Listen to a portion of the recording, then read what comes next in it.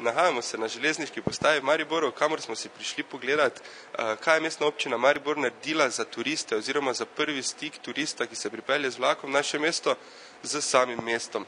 Pa smo naleteli na eno zelo zanimivo zadevo in sicer na kartico Ljubljane oziroma na kartico popustov v Ljubljani.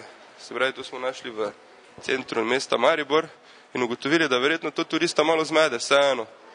Zanima nas, da smo naleteli na ta plakat za to kartico popustov v Ljubljani, pa nas zanima, v čem je hec, da se taka zadeva oglašuje v centru mesta Maribor. A ne zmede to mogoče malo turista? Malo zmede, ampak pač to je Ljubljana dala, pač, da bi se to tudi prodavalo, ne? Načrt mesta pride zraven, pa kartica, potem popust za avtobus in to je to. Pa veste, mogoče se tudi v Ljubljani prodajajo take zadeve mariborske?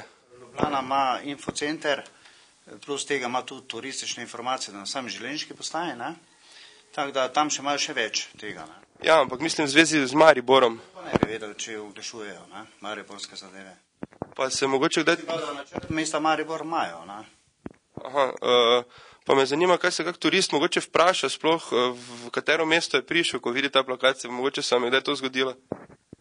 Ne, mislim, da kar turisti so dobro informirani, kam pridejo, da pridejo na Mariborsko postajo, tako da ni problem. Mi smo odprti od 6. ure do 20. ure, tako da mislim, da ni bilo takega vprašanja postavljenega.